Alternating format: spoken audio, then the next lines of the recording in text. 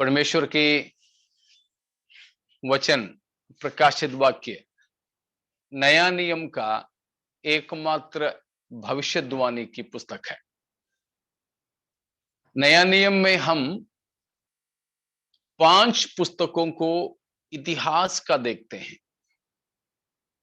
मत्ती से लेकर प्रेरितों के काम, ये 5 किताबें इतिहास का है। उस इतिहास के किताब में मत्ती, मरकुस, लूका और यूहन्ना ये प्रभु यीशु मसीह के व्यक्तिगत जीवन का इतिहास है, लाइफ स्टोरी है, लाइफ हिस्ट्री है। यीशु मसीह का जीवन का जो है इतिहास है। लेकिन प्रेरितों के काम वह कलीसिया की इतिहास है। कलीसिया की इतिहास। इस प्रकार ये दोनों यीशु मसीह के व्यक्तिगत जीवन की इतिहास और कलीसिया की इतिहास दोनों मिलाकर के पहला 5 किताब हमें इतिहास की पुस्तकों के तौर पर है। और रोमियो से लेकर यहूदा की पत्री तक का 21 पुस्तकें जो है वो पत्रिकाएं हैं। रोमियो के लिए जो पत्रिका है उससे लेकर यहूदा की पत्री तक चिट्ठियां, पत्रिकाएं हैं। उसमें व्यक्तिगत पत्रिकाएं हैं, चरवाही ये पत्रिकाएं हैं, कलीसिया के लिए लिखे गए पत्रिकाएं हैं, व्यक्तिगत तौर पर किसी किसी कलीसिया को संबोधित की है, कुछ जो है आम तौर पर सभी कलीसियाओं के लिए लिखे गए। इस तरह जो है 21 किताबें रोमियो से लेकर यहूदा की पत्री तक पत्रिकाओं का एक सिलसिला है। अब बचा है केवल एक ही किताब, प्रकाशित वाक्य, जो है अपोकालिप्सिस बोलते हैं जिसको। अपोकालिप्सिस का मतलब है कि पर्दा हटाना, पर्दाफाश करना, कि प्रकाशित करना, जो है भविष्यकालीन बातों का, भविष्यवाणियों से भरा हुआ।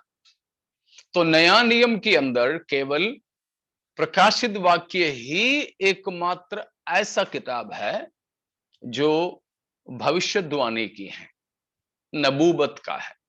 Only prophetical book in the New Testament. नया नियम की मत्ती से लेकर यहूदा की पत्रिका तक की किताबों में भविष्यवाणियां हैं, लेकिन पूरे पूरे भविष्यवाणियों का एक किताब वो केवल एक ही है, वो है प्रकाशित वाक्य। हम उस पुस्तक में से पिछले दिनों से सीख रहे थे।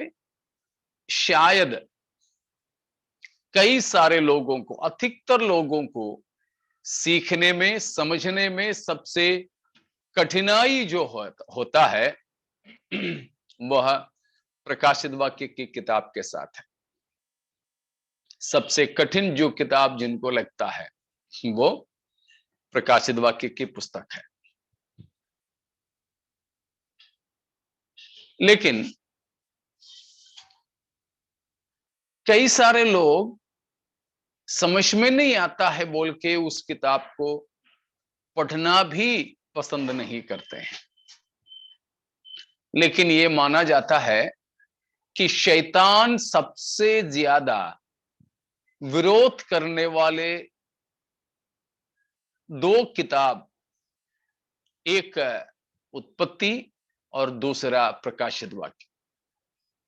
कारण कि उत्पत्ति के अंदर शैतान की चतुराई की शुरुआत, मनुष्य को उसने कैसे चतुराई से फंसाया, भरमाया, उसके बारे में लिखा है। जबकि प्रकाशित वाक्य के अंदर शैतान का अंत के बारे में, उसके दंड के बारे में, उसकी न्याय के बारे में लिखा है। इसीलिए शैतान इन दोनों किताबों को बहुत ही ज्यादा उसका विरोध करते हैं, सबसे खास प्रकाशित वाक्य का। ऐसे माना जाता है मसीही मंडलियों में। जो भी हो, परमेश्वर हमें इस वचन को पढ़ने के लिए, समझने के लिए बुद्धि और समझ दे, ये हमारे प्रार्थना है। तो हम उस प्रार्थना के साथ प्रकाशित वाक्य की किताब में फिर प्रवेश करेंगे। हम समझ रहे थे, सीख रहे थे पिछले दिनों में कि प्रकाशित वाक्य पहला अध्याय में महिमामय प्रभु यीशु मसीह का दर्शन है। दूसरे और तीसरे अध्यायों में पृथ्वी पर कार्यरत कलीसिया के विवरण है, और 4 से लेकर 22 तक के अध्यायों में भविष्यकालीन घटनाएं हैं। तो हम अभी दूसरे और तीसरे अध्याय में हैं, जो 7 कलीसियाओं के बारे में बताया है।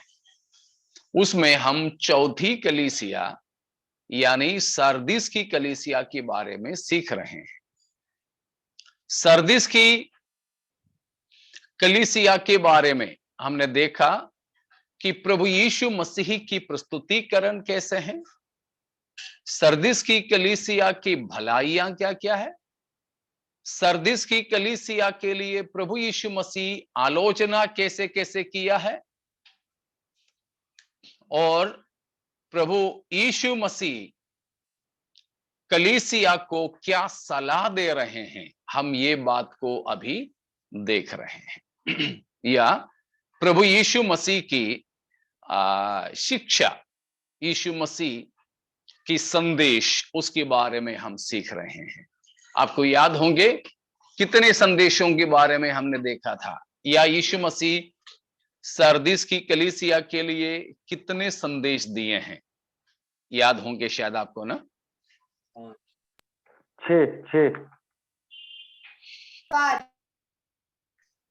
6 तक दिए आपने।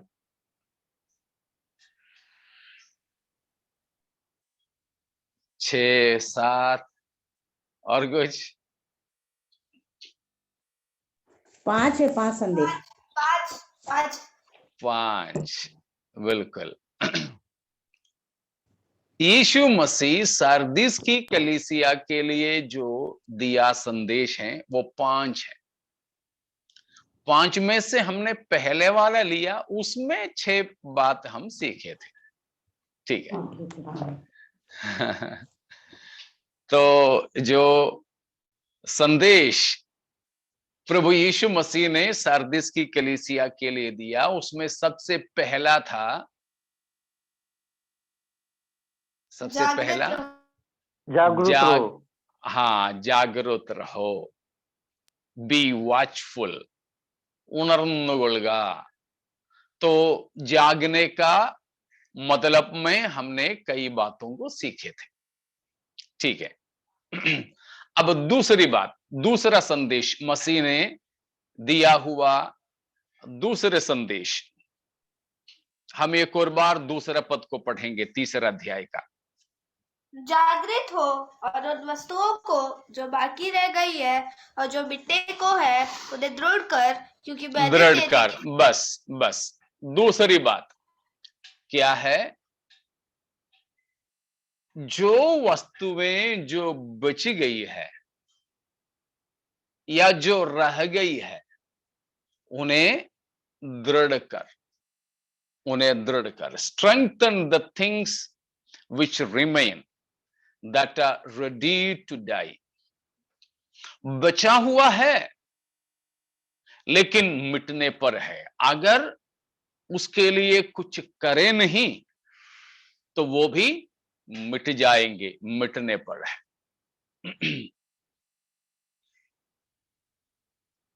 यीशु मसीह कहता है कलीसिया से, सार्दिस की कलीसिया से। सार्दिस की कलीसिया का मतलब हमारी कलीसिया के लिए भी लागू है, ठीक है। ये मत सोचिएगा कि 2000 साल पहले सार्दिस के लिए था, हमारे लिए क्या करना है, ये नहीं। ये सातों कलीसिया के लिए जो संदेश है, आज की कलीसिया के लिए भी लागू है, वो मत भूलिएगा। वर्तमान कलीसिया के लिए भी लागू है। वर्तमान कलीसिया के मतलब कौन है? हम लोग। हाँ, हमारे लिए, हम लोग हैं, हमारे लिए लागू है। इसीलिए प्रभु यीशु मसीह आज हमसे ये कहना चाहते हैं कि दूसरा संदेश में दृढ़ करो। किन बातों को दृढ़ करना? दो विशेषता है उन बातों के लिए। पहला, जो बातें मिटने पर है मगर अभी बचा हुआ है। आज मैंने एक संदेश को पढ़ा।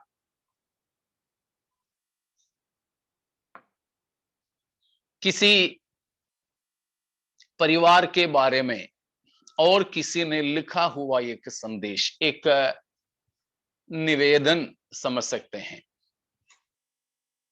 वो ये है कि एक परिवार, कहां का है कुछ नहीं मालूम मुझे, बाकी कुछ मैंने ढूंढा नहीं।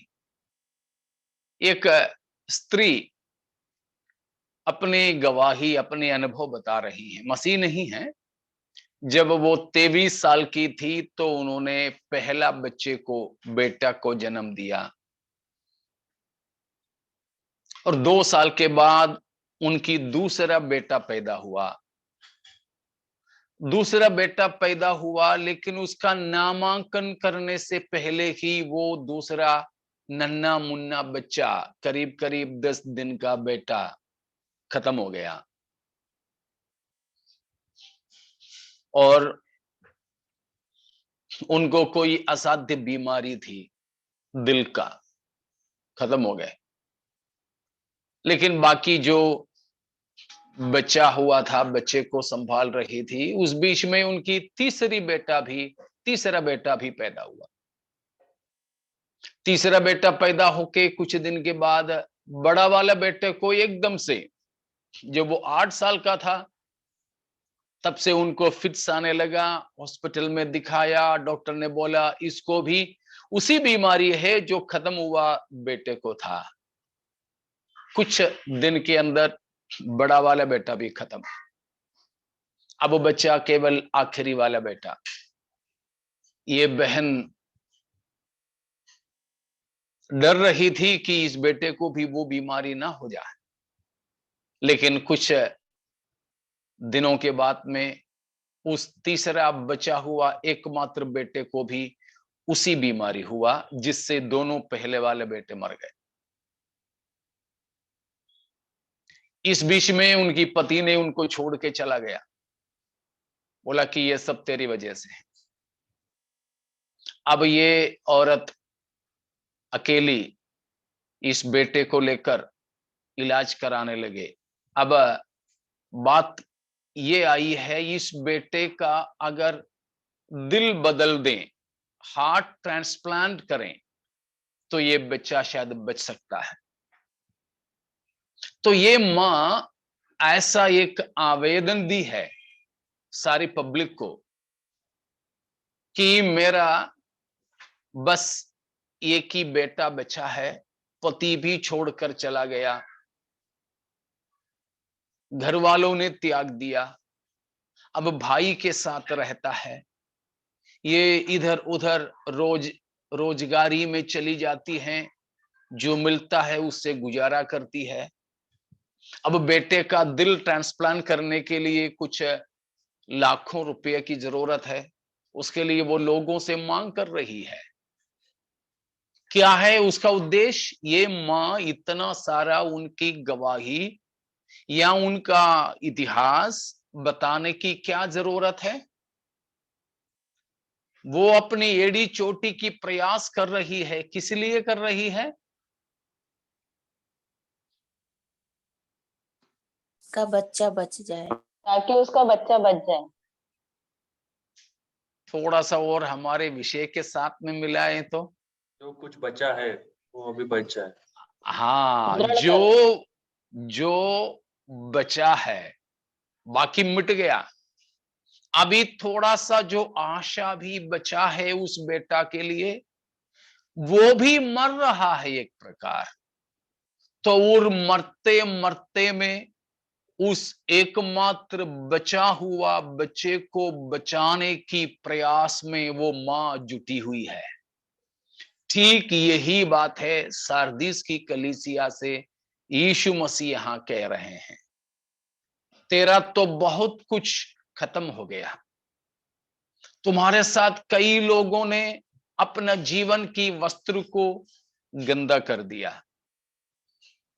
तुम में से कई सारे लोग जिंदे कहलाते हैं मगर मर चुके हैं।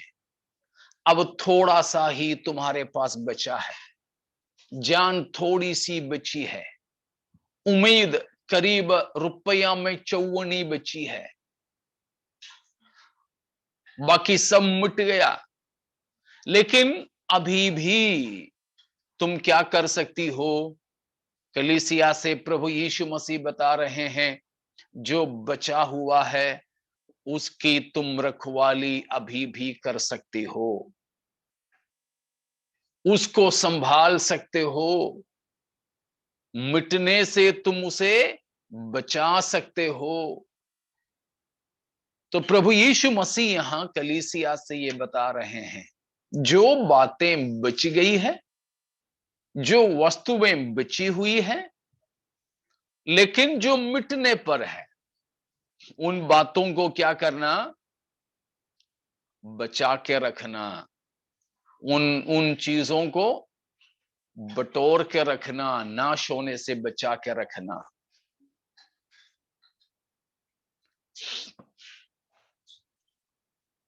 मतलब हमने देखा कि सरदीस की स्थिति लगभग आत्मिक मृतावस्था है, आत्मिक मृतावस्था। इस आत्मिक मृतावस्था में भी थोड़ी सी आशा है, थोड़ी सी उम्मीद है। मसीह बता रहे हैं कि उसे तुम क्या करो? बचा करके रखो। ठीक है ना? वो है दूसरी बात बता रहे हैं, strengthen the things which remains that are ready to die. तो उसमें क्या है इसका मतलब? जो गया गया, भूतकाल के बारे में सोचकर अफसोस करके मत रह। इसका मतलब क्या है? बहुत ही सरल शब्दों में हम ऐसे समझ सकते हैं, यूर कलीसिया से बता रहे हैं, your spiritual condition is dead, but you are now physically alive. But even before physical death happens, you can still have a hope of returning to spiritual life. Got it? तुम तो आत्मिक तौर पर, सरदीस कलीसिया से बता रहे हैं मसीह, तुम आत्मिक तौर पर मरा हुआ है, लेकिन शारीरिक तौर पर मरा कि जिंदा है? जिंदा है। जिंदा है। तो जब तक शरीर में तुम जिंदा हो, बुद्धि में तुम होश में हो, तब तक एक उम्मीद है। क्या है? तुम वापस आत्मिक जीवन में आ पाओगे। समझ में आ रहा है आप लोगों को? यीशु मसीह का दूसरा संदेश क्या है? जो बचा हुआ है लेकिन जो मिटने पर है, मिटा नहीं अभी, मिटने पर है, उन बातों को संभालो, उसकी रखवाली करो।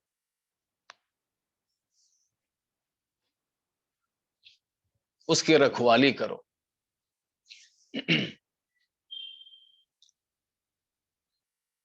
परसों हम लोग कहीं जा रहे थे, हमारे साथ में 4-5 लोग और थे। तो एक बोतल पानी खरीदा, ट्रेन में चल रहे हैं, एक बोतल पानी खरीदा। वो पानी पूरा बंद है, सील वाला है, मोहर वाला है। वो एक जगह पे रखा, वो बोतल गिरने पर था। तो एक व्यक्ति जो पानी पी रहा था दूसरा बोतल से खोल करके पानी पी रहा था, तब है दूसरा जो सील वाला एक आदमी पानी पी रहा है, खुला बोतल।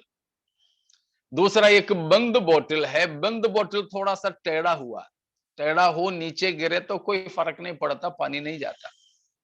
लेकिन जल्दी में खुला बोतल रख करके पीने वाला ये भूल गया कि उनका हाथ का बोतल खुला है।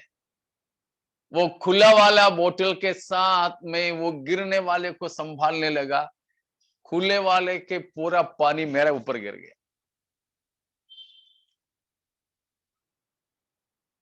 मैंने उनसे कहा कि आप इसको पहले बंद करना चाहिए था, वो गिर जाते, उल्टा हो जाते, कोई फर्क नहीं पड़ता था। जो मिटने पर है उसे संभालो, नहीं तो जल्दी वो मिटेगा। उसी हालात में है सरदीस की कलीसिया। मसीह कहते हैं कि तुम्हारे पास थोड़ा सा कुछ बचा है, वो भी मिटने के कगार पर है, लेकिन उसे मिटने नहीं दे, उससे पहले ही तुम संभालो। उसका मैं 2 मतलब आपको देना चाहता हूं।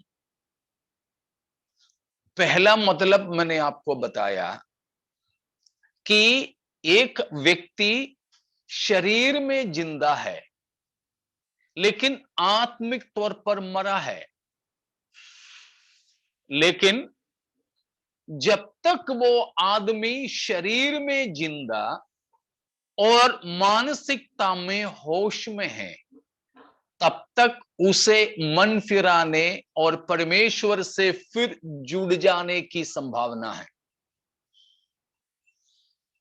मैं फिर से बताता हूं, जो व्यक्ति शरीर में जीवित है लेकिन आत्मिक तौर पर मुर्दा है, उसे उम्मीद है कि शारीरिक मृत्यु से पहले वो आत्मिक जीवन को पा सके। समझ में आ रहा आप लोगों को? किसी को नहीं आया तो बोलिएगा। यस अंकल जी समझ रहा। ठीक है, किसी को भी नहीं समझ में आया तो बता दीजिएगा, ठीक है? तो मनुष्य जब तक जिंदा है तब तक आत्मिक जीवन पाने की संभावना है। इसीलिए प्रभु यीशु मसीह यहां सरदीस की कलीसिया से बताते हैं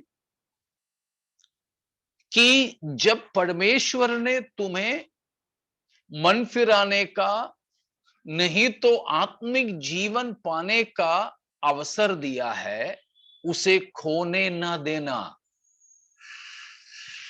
कल के लिए मत रखना।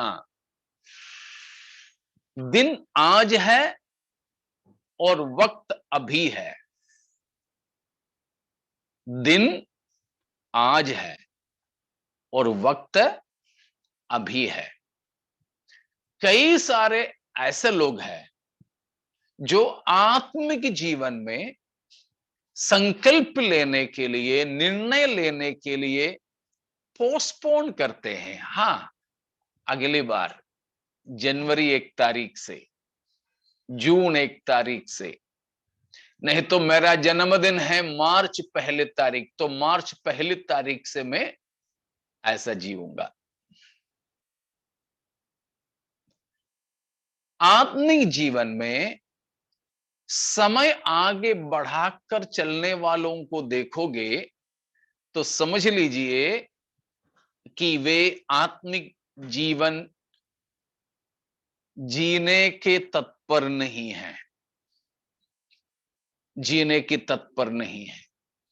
जो आग में जल रहा है उसको हम बचाने की कोशिश करें तो वो बोलेगा क्या, 2 घंटे और में ही पड़े रहने दो, उसके बाद मैं निकलूंगा। पानी में डूबने वाला, उसको बचाने के लिए हम कोशिश करें तो ये तो नहीं बोलेगा कि थोड़ी देर और मैं पानी पीने दो, नहीं, वो पोस्टपोन नहीं करेगा, वो समय को आगे नहीं बढ़ाएगा। उसी वक्त में, उसी क्षण में वो उसमें से निकल आने की कोशिश करेगा। वही प्रभु यीशु मसीह यहां बता रहा है कि सार्दिस की कलीसिया, तेरे पास थोड़ा सा वक्त और बचा हुआ है। कौन सा वक्त है? थोड़ा सा। आज थोड़ा सा। वो थोड़ा सा वक्त का मैं 3 परिभाषा देता हूं। थोड़ा सा वक्त का मैं 3 परिभाषा देता हूं। पहला परिभाषा मैंने आपको दे ही दिया है, मरने से पहले, शारीरिक मृत्यु होने से पहले। कोई जरूरी नहीं कि शारीरिक मृत्यु ही हो, लेकिन कई सारे लोग शरीर में तो जिंदे हैं लेकिन मानसिक तौर पर वे कोमा में चले गए। इसलिए मैंने एक शब्द इस्तेमाल किया, जब तक हम होश में हैं। शरीर जिंदा रहे, मन होश में रहे। मैंने आपको बताया था पहले एक बार कि हमारे यहां मुंबई में केईएम हॉस्पिटल में एक सिस्टर थी, 40 साल कोमा में रही, 40 साल।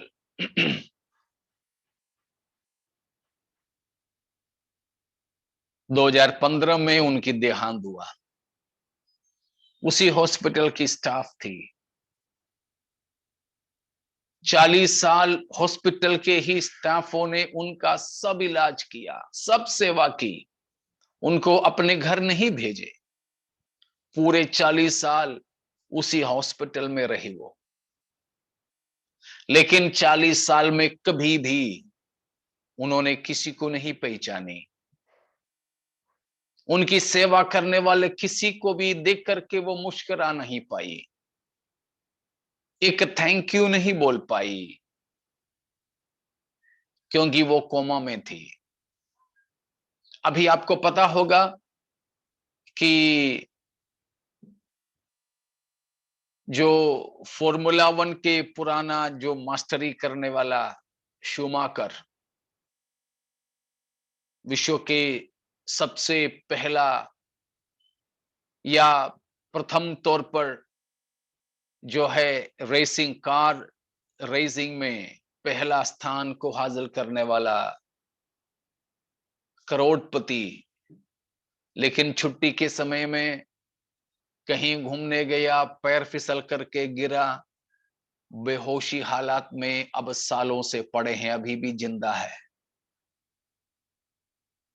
शरीर जिंदा है मगर उनका मन, उनकी मानसिकता में होश नहीं। इसलिए मैंने वो दोनों मिला करके पहला संभावना कहा कि शरीर में जब तक हम जीवित हैं, मन में जब तक हम होश संभाले हुए हैं, तब तक हमें उम्मीद है कि हम दोबारा आत्मिक जीवन को प्राप्त कर सकें। मुझे सुनने वाले प्यारों, चाहे आप मसीही कलीसिया के सदस्य होंगे या शायद पहली बार आप इस संदेश को सुन रहे होंगे, अगर परमेश्वर के साथ आपकी रिश्ता नहीं जोड़ा, आप अगर परमेश्वर के संतान नहीं बने अभी तक, अगर आप प्रभु में पाए नहीं जाते हैं, आज आपके लिए और एक अवसर प्रभु दे रहे हैं कि मृत्यु आने से पहले, हमारी होश नष्ट होने से पहले हम परमेश्वर के साथ मेल मिलाप कर लें और आत्मिक जीवन को प्राप्त कर लें। तो जो बातें रह गई है, जो बातें मिटने पर है, उसकी रखवाली करने का पहला मतलब है कि मृत्यु से पहले परमेश्वर से हम मेल मिलाप कर लें। मौत से पहले हम मेल मिलाप करके आत्मिक जीवन को प्राप्त कर लें। तो शारीरिक मृत्यु भी, मानसिक होश उड़ने की दोनों संभावना। उसका दूसरा मतलब, दूसरी संभावना है, उसी का तीसरा पद को पढ़ लीजिएगा, 3 का 3। इसलिए स्मरण कर कि तूने कैसी शिक्षा प्राप्त की और सुनी थी, और उसमें बना रह और मन फिरा। यदि तू जागरूक न रहेगा तो मैं चोर के समान आ जाऊंगा और तू कदापि न जान सकेगा कि मैं किस घड़ी तुझ पर आ पड़ूंगा। दूसरी बात, शारीरिक मृत्यु या फिर मानसिक तौर पर होश उड़ना कोई जरूरी नहीं है, परंतु दूसरी संभावना यह है, प्रभु यीशु मसीह चोर की नाई आए। तो मसीह की चोर की नाई आने से पहले आप क्या करना? अपने परमेश्वर से मेल मिलाप करना। आप सुने होंगे, एक बार एक जवान बेटा अपने दादा के पास जाकर के पूछा, दादाजी हमको कब कब प्रार्थना करना चाहिए? दादाजी ने बोला, बेटा मरने से पहले प्रार्थना कर लेना। बस बोला, हाँ उतना काफी है, मरने से पहले प्रार्थना करना। तो वो बच्चा ने पूछा, अब क्या मालूम कब मरेंगे? तो दादा ने बोला कि नहीं मालूम मरने कब मरेंगे, नहीं। इसीलिए बोलता है बेटा हमेशा प्रार्थना करो, क्योंकि अपन को नहीं मालूम कब मरेंगे। इतना काफी है कि मरने से पहले मन फिराना है, प्रार्थना करना है, लेकिन पता नहीं कि कब मरेगा, मृत्यु कब आएगा, इसीलिए हमेशा तैयार रहना। ठीक वैसे ही यहां यीशु मसीह की आने से ठीक पहले आप मन फिराओ, चलेगा, लेकिन उस घड़ी हम जानते हैं कि मसीह कब आएगा? नहीं जानते। इसलिए प्रभु यीशु मसीह ने इधर कहा कि मैं चोर की नाई आऊंगा, इसीलिए तू जागृत रह। इसीलिए हम अभी जो देख रहे हैं कि बचे हुए वस्तुओं को संभालने के लिए हमको क्या करना, उसका 3 प्रावधान हम देख रहे हैं। उसमें पहला, मरने से पहले। दूसरा, प्रभु यीशु मसीह की चोर की नाई आगमन से पहले हम परमेश्वर से मेल मिलाप कर लें। लेकिन हमें नहीं मालूम हमारे प्रभु यीशु मसीह किस घड़ी आएंगे। अचानक आता है वो घड़ी। सब लोग मेरे साथ है ना? समझ में आ रहा ना? ठीक है, तो पढ़ लीजिए लूका 21 का 34, 21:34। लूका।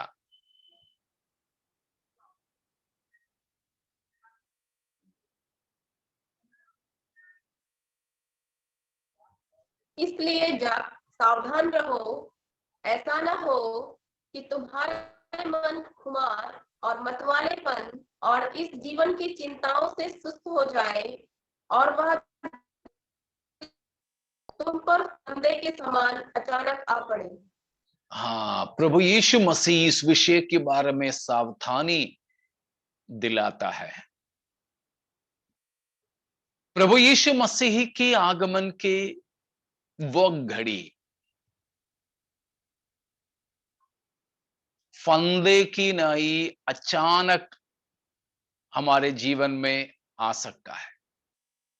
इसीलिए प्रभु यीशु ने कहा कि तुम्हारा मन खुमारपन, खुमारपन का मतलब है कि खाऊपन, ठीक है, सांसारिक चीजों से, सांसारिक चीजों की बहुतायता से जो है सुस्त होने की बात, खुमारपन, मतवालापन और इस जीवन की चिंताओं से सुस्त हों और प्रभु यीशु मसीह की आगमन का वो घड़ी फंदे की नाई अचानक से आ पड़े, ऐसा ना हो।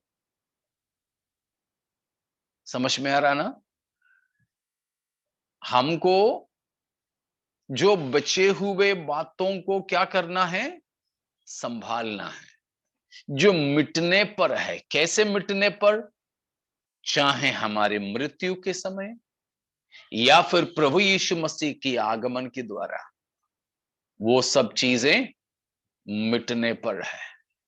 उससे पहले हम अपने जीवन को प्रभु से मेल मिलाप कर ले और जो मुर्दापन से, आत्मिक मृतावस्था से हम जीवन पाए।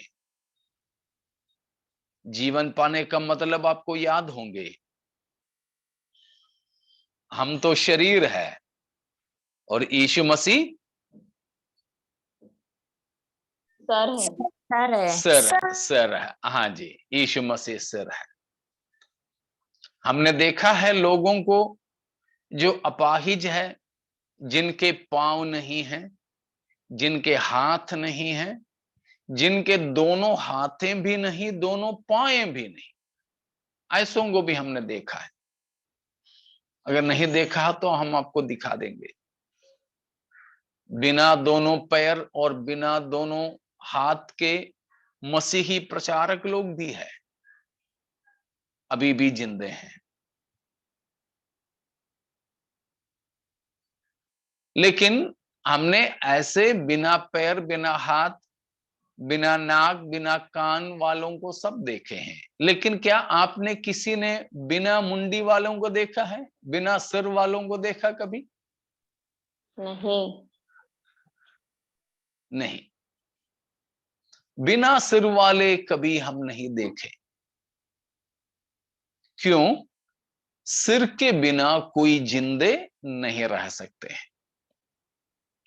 तो आत्मिक मरा हुआ का मतलब है प्रभु यीशु मसीह जो सिर है, उस सिर से रिश्ता नहीं है। यीशु मसीह रूपी सिर से जो अलग है, वे ही मुर्दे हैं। तो यहां सरदीस की कलीसिया को प्रभु यीशु मसीह ये संदेश दे रहे हैं कि जो मिटने पर है उन वस्तुओं को संभालो।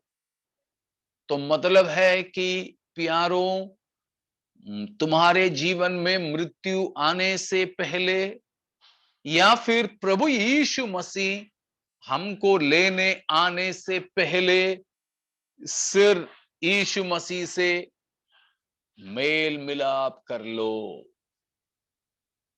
मेल मिलाप कर लो। आज मैं भी, आप भी प्रभु यीशु मसीह से हमारे रिश्ता कैसा है जरा जांच करके देखें, परख करके देखें। अगर कहीं रिश्ता टूटा पड़ा है। तो आज हम प्रभु के उपस्थिति में आए और अपने जीवन को प्रभु के साथ में मेल मिलाप करा ले। इतना समझ में आ गए? ठीक है, किसी को भी समझ में नहीं आया तो पूछ लीजिएगा।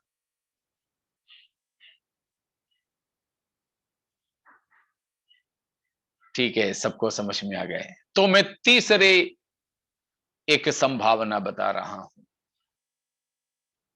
वो इन दोनों से भी मुझे बड़ा भयानक लगता है। मृत्यु के बारे में तो मर गया, खत्म हो गया, जाने दो। और यीशु मसीह की आगमन की बात, वो भी ठीक है, फिर तो कुछ नहीं कर सकते हैं। लेकिन इन दोनों से भी बड़ा भयानक मुझे लगता है तीसरी बात। वो तीसरी बात के लिए मरना भी कोई जरूरी नहीं, यीशु मसीह के आना भी कोई जरूरी नहीं। लेकिन जब हम शरीर में जिंदे, अष्टपुष्ट और मानसिकता में भी हम अष्टपुष्ट और स्वस्थ हैं, तब ही एक भयानक सच्चाई है कि हमको मन फिराने का अवसर प्रभु मना कर दें। समझ में आ रहा है? हमको मन फिराने का, परमेश्वर से मेल मिलाप करने का अवसर को परमेश्वर रद्द कर दें,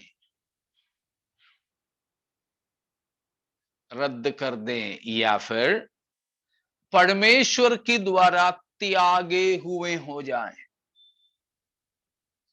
मरने से पहले ही, हमारे इस जीवन काल में ही परमेश्वर के द्वारा हम त्यागे हुए हो जाए।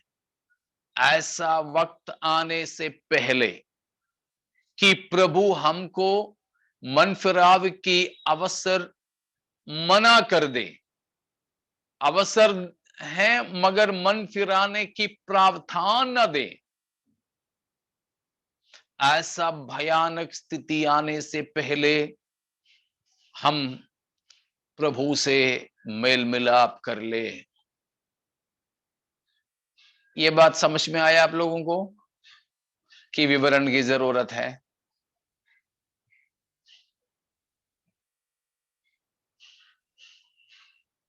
विवरण कीजिए अंकल जी। पास्टर जी, वो इब्रानियों में लिखा है वही है क्या, जिनको एक बार प्रकाश मिला, फिर उन्होंने स्वर्गीय दान में रुचि भी रखा, लेकिन वो अगर पतित हो जाते तो उनको दोबारा पश्चाताप का ये नहीं मिलेगा, इससे ये होता है क्या? हाँ, वो भी एक है। उससे भी उसी के जैसा ही भयानक दूसरे एक बात भी है। पहले हम इब्रानियों में से ही उस चीज को पढ़ेंगे, उसके बाद हम दूसरे भाग में जाएंगे। मैं जानता हूं कई लोगों को ये समझ में नहीं आया होगा। केवल शब्दों में नहीं, उसके अंदर हमें उतरना है। इब्रानियों 6:4 से पढ़ लीजिएगा। क्योंकि जिन्होंने एक बार ज्योति पाई है और जो स्वर्गीय वरदान का स्वाद चख चुके हैं और पवित्र आत्मा के भागी हो गए हैं, हाँ, पढ़ लीजिए। और परमेश्वर के उत्तम वचन का और आने वाले युग की सामर्थ का स्वाद चख चुके हैं, यदि वे भटक जाएं तो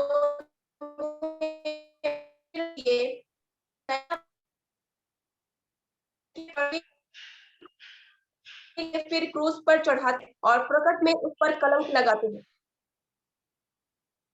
प्रेज गॉड। उसकी 8 तक की पदों में ये बात प्रेरित बताता है कि एक बार जैसे सार्दिस की कलीसिया के लोग, ऐसे लोग नहीं जो सुसमाचार नहीं सुने थे, यीशु को नहीं जाने थे, ठीक है, परंतु सारदीस के लोग ऐसे लोग थे जैसे यहां इब्रानियों 6:4 से बताया था, उनका मन एक बार प्रकाशमान हो गया था, यीशु मसीह को पहचाना था, उन्होंने आने वाले युग की जीवन का स्वाद अपने जीवन में चख चुके थे, लेकिन किसी कारणवश वे प्रभु से दूर हो जाते हैं। जैसे सारदीस की कलीसिया के लोग अपना वस्त्र को अपवित्र की, आत्मिक मृतावस्था में पहुंचे, वैसे पहुंच गए तो उनको वापस लाना मुश्किल है करके यहां बताया। तो हमने अभी जो तीसरा प्रावधान देखे वो यही लोग हैं जिनको प्रभु ने त्याग दिया है कि उनको दोबारा अब मन फिराने का अवसर नहीं है। साथ ही साथ में 10 अध्याय उसकी 26 और 27, क्योंकि सच्चाई की पहचान प्राप्त करने के बाद यदि हम जानबूझकर पाप करते रहें तो पाप के लिए फिर कोई बलिदान बाकी नहीं, हाँ दंड का एक भयानक बाढ़ होना और आग का ज्वलन बाकी है जो विरोधियों को भस्म कर देगा। तो इधर इब्रानियों की लिखने वाला ये बात दोबारा बताता है कि इस प्रकार जो पिछलापन में चले जाते हैं उनके लिए मन फिराव का अवसर नहीं है। कुछ ऐसे लोग हैं, कुछ ऐसे पीछे हटे हुए लोग हैं जिनको अब मन फिराव का अवसर ही नहीं है। सब लोग नहीं, कुछ लोग। वे कौन कौन हैं हम शायद नहीं पहचान सकेंगे। तो यहां बता रहे हैं कि मृत्यु आने से पहले या प्रभु यीशु मसीह चोर की नाई आने से पहले परमेश्वर से मेल मिलाप करो। और तीसरी बात है, इस प्रकार मन फिराव के अवसर न दिए जाने से पहले या मन फिराव के लिए अवसर हमारे लिए मना किए जाने से पहले हम परमेश्वर से मेल मिलाप कर लें।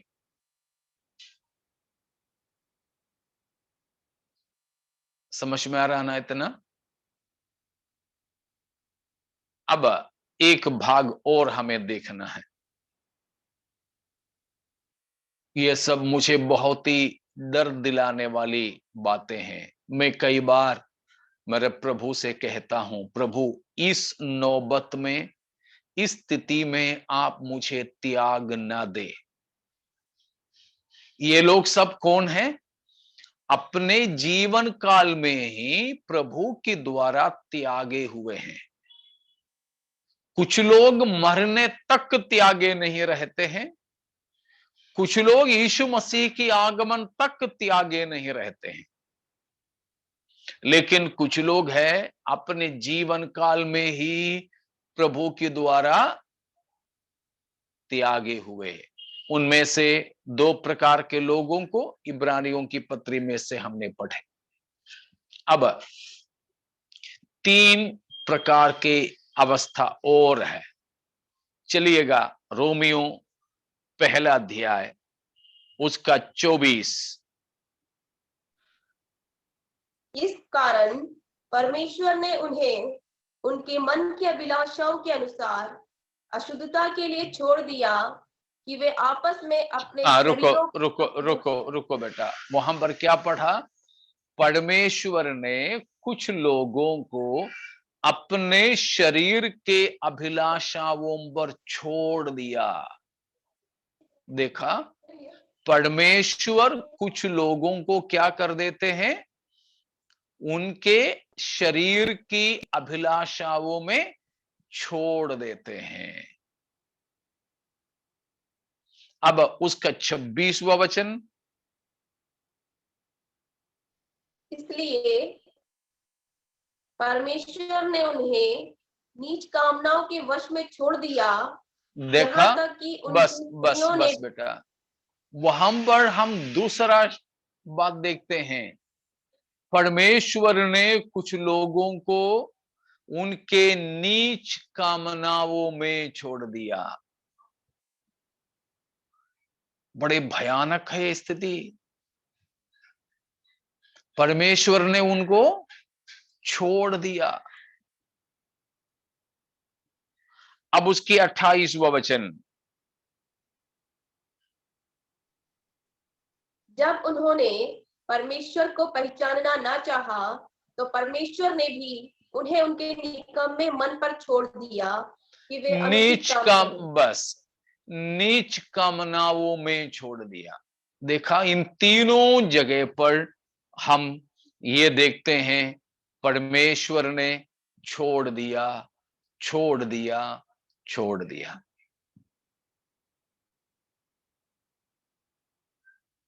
आपको इसमें कोई भयानकता लगता है?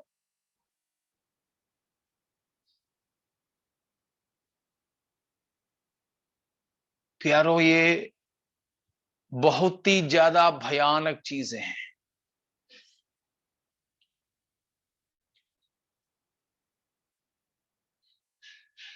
बहुत ही ज्यादा भयानक है। मैंने शायद आपको बताया था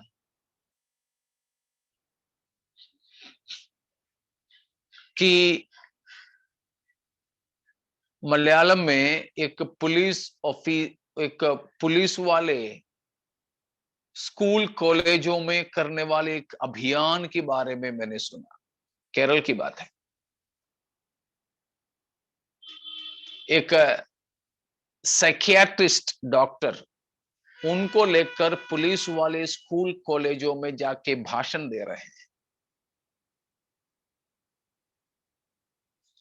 अभी केरल का सबसे बड़ा खतरा जवान और बच्चों के बीच में यह है कि ड्रग्स यूज कर रहे हैं लोग, नशे की वस्तुएं, दारू बारू नहीं, नशीला बाकी वस्तु है ना, जैसे चरस जैसे चीजें, गांजा जैसे चीजें। तो ऐसे चीजें इस्तेमाल करने वाले जवान, वो भी 21 साल से कम उम्र के लोग हैं, ज्यादा अभी इन सारे चीजों की गुलाम बनते हैं। तो ऐसों को समझाने के लिए एक साइकियाट्रिस्ट डॉक्टर एक भाषण दिया, मैंने सुना।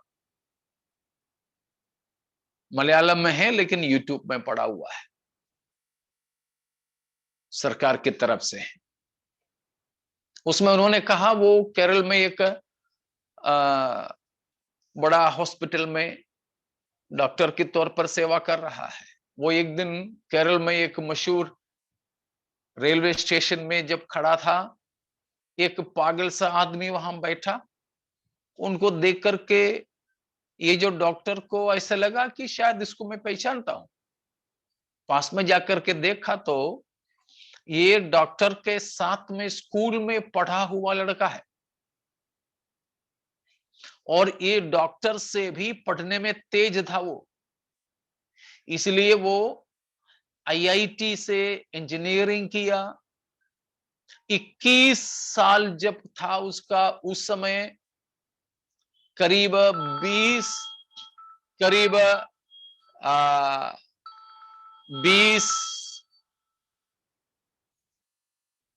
लाख रुपया प्रति माह में, 20 लाख रुपया प्रति माह में उन्होंने जो है नौकरी पे लगा। लेकिन 1 महीने के अंदर वो ड्रग्स यूज करने लगा, गुलाम बन गया उसके लिए।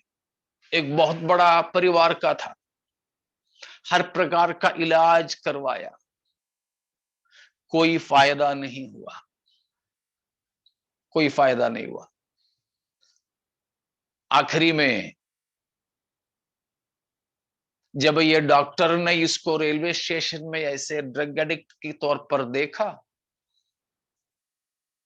तो उस डॉक्टर ने इस एडिक्ट हुआ लड़के की, अभी लड़का नहीं है, 40-50 साल की उम्र का है मेरे ख्याल से, उसका घर पे फोन करके, उस समय की बात है, इसका बाप से बात किया कि आपका बेटा यहां बढ़ है, इसको मैं अपने हॉस्पिटल में ले जाकर के इलाज कराता हूं। तो उस आईआईटी से इंजीनियरिंग पास किया वो जो बहुत ही होशियार लड़के की बाप ने इस डॉक्टर को कहा कि बेटा प्लीज उसके बारे में हमको मत बताएं, और मेरा वो बेटा जिंदा है करके भी आप किसी को ना बताएं। मेरी एक बेटी है, मेरी बेटी की शादी की बात हो रही है, शादी फलाने तारीख को होने वाला है, लेकिन मैंने मेरी बेटी की संबंधियों को ये बताया है कि हमारा एक बेटा था लेकिन वो एक्सीडेंट में मर गया, वो भी जिंदा नहीं है, अब किसी हालात में उसको हम अपना नहीं सकेंगे, उसका कुछ भी हो जाए हमें कोई मतलब नहीं, abandoned forever। ये जो डॉक्टर दिल टूटा हुआ होके बता रहा था कि देखो इतना बड़ा परिवार का, इतना शानदार नौकरी, इन सब के बाद खुद के घर वालों ने इसको क्या कर दिया है, त्याग दिया, छोड़ दिया। अब उस पर कोई उम्मीद घर वालों को नहीं है, जो लगाना था सब लगा दिया, अब कोई उम्मीद नहीं। ठीक इसी प्रकार परमेश्वर यहां पर 3 बात कहा, रोमियो 1 का 24, 26 और 28 में, कि परमेश्वर ने शरीर की अभिलाषाओं पर छोड़ दिया, परमेश्वर ने नीच कामनाओं में छोड़ दिया, और उनके निकम्मा चाल चलन में छोड़ दिया। यीशु मसीह आया नहीं, इनका मृत्यु हुआ नहीं, अभी भी वे लोग होश में अच्छे हैं, शरीर में तंदुरुस्त है, सब कुछ ठीक है, मगर क्या हुआ, परमेश्वर ने उम्मीद छोड़ दिया। अगर प्रभु ने उम्मीद छोड़ दिया फिर कोई भी उन प्रभु में वापस नहीं ला सकते। प्यारो, सरदीस की कलीसिया से प्रभु यीशु मसीह का कहना यह है कि थोड़ा बहुत जो बचा हुआ है वो नाश होने से पहले, वो भी मिटने से पहले क्या करो, संभालो उन चीजों को, और जो है प्रभु में दोबारा जुड़ जाओ, मेल मिलाप करो, ये प्रभु की वाणी है। इसीलिए हमारे जीवन में भी कभी भी ऐसा ना हो कि प्रभु हमें अपने जीवन काल में त्याग दे, ऐसा कभी ना हो, प्रभु हमें छोड़ दे। समझ में आए ये तीनों बातें? Praise God. तो आइए प्यारों, हम भी सरदीस की कलीसिया की तरह उस संदेश को अपनाते हुए प्रभु के पास अपने जीवन को समर्पित करें और हम अपने प्रभु से प्रार्थना करें। हालेलुया।